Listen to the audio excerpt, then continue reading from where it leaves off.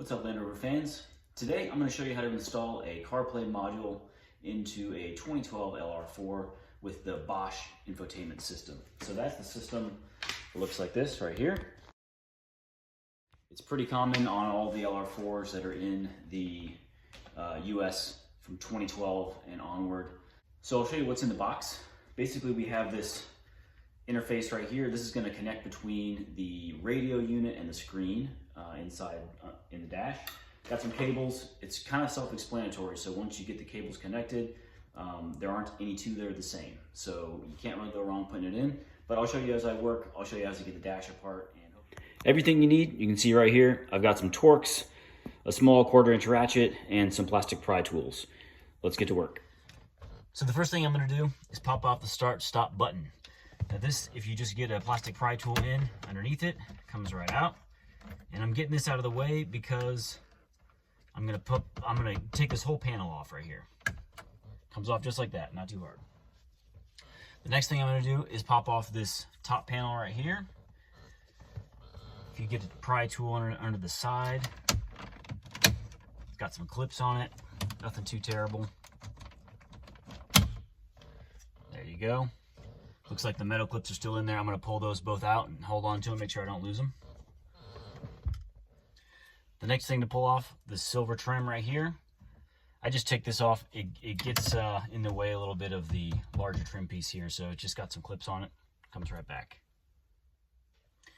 Next, I pulled off these two T15 Torx screws. That's going to allow me to pull this silver trim off right here.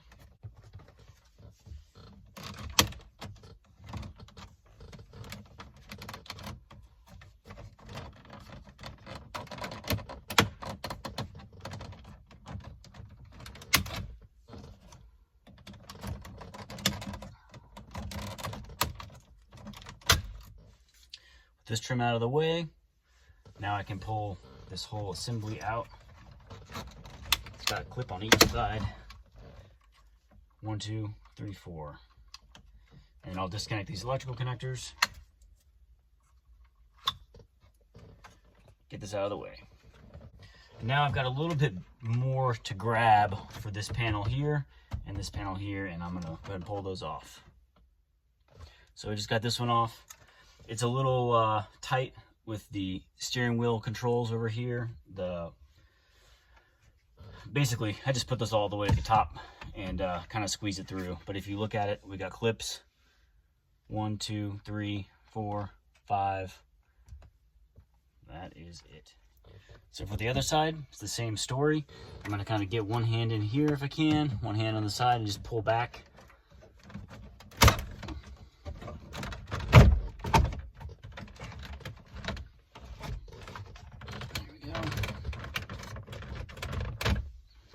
Got it free. So with the other trim piece out of the way, now I've got some T15 Torx screws to get off here. What I need to pull off is basically all this stuff here to get to the radio unit. For the screen up top, we've got 1, 2, 3, 4, hard to see that one, but they're just kind of up underneath right here. So I'll go ahead and do this. These are all the same, so you don't really need to keep track of where they go. Just don't lose any of them.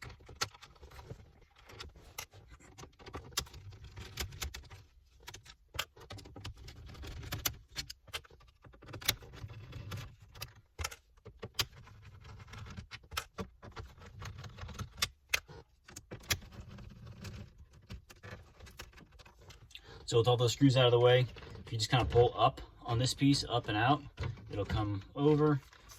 You can reach back then and disconnect. Get this out of the way. And now we've got access to our radio unit. I'm going to pull these screws off so that I can pull this whole piece out.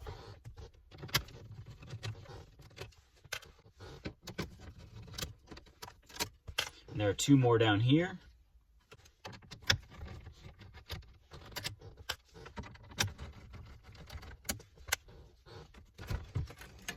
There is the radio unit. I'm going to run and get a microfiber to cover this up, and I'm going to set this right on the center console. You'll find out this doesn't actually come out too far. you've got just enough room to get behind it and get to those connectors. So I'm going to start disconnecting these. These are all unique, so I don't really have to pay any attention to which ones I'm disconnecting from where, because I can't put them back into a wrong place. So I'm going to start disconnecting some things, pick it back up when I get this guy out. So with this all out of the way, next up I'm going to slide the screen out.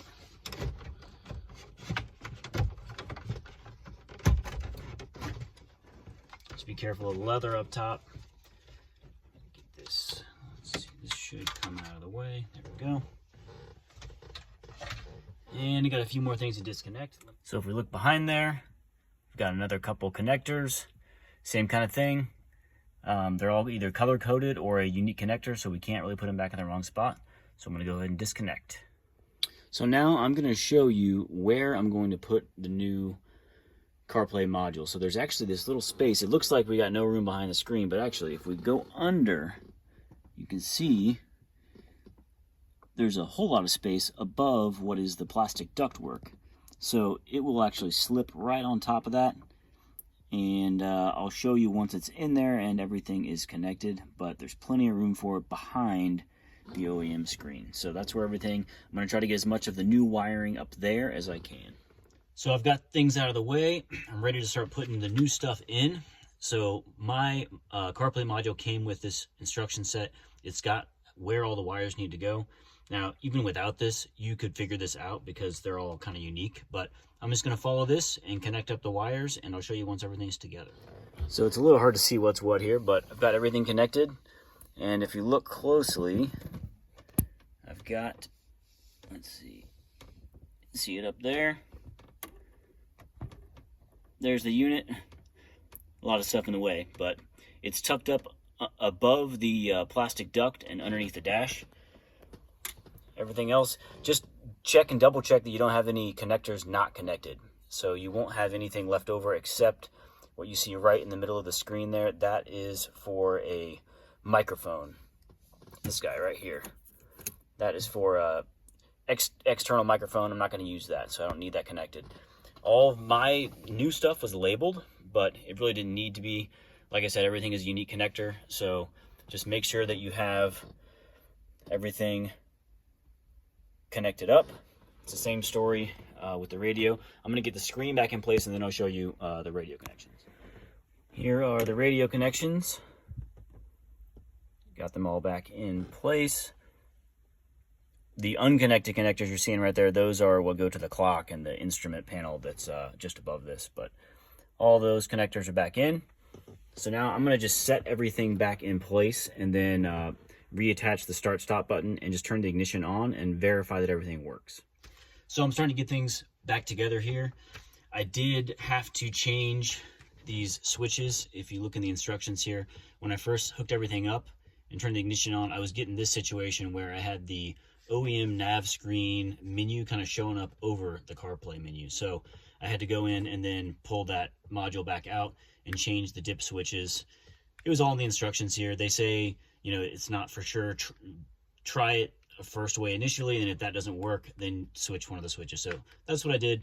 Everything's working now, and I'm putting it all back together. I'll pick it up once everything is back on, and I'll show you how CarPlay works. All right, so as you can see, I just got everything back together here, and I will start it on up.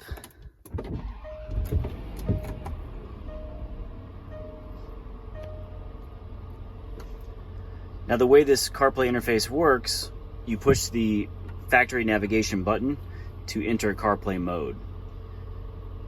So you lose the factory navigation with this, but that's all right because you know, I'm going to use the navigation through CarPlay, either Apple Maps, Google Maps. But basically what we do is just push the nav button, and then that takes you into CarPlay mode. And once you're in CarPlay mode, you'll have to set up CarPlay. Basically it's kind of partially through the phone, partially through the system here. You want this, that's a little bit too bright. Let me turn this off here. So there is CarPlay. That's really all there is to it. Let me know if you have any questions. Post them up in the comment section. It's a pretty quick job. This only took me, I don't know, maybe an hour and a half.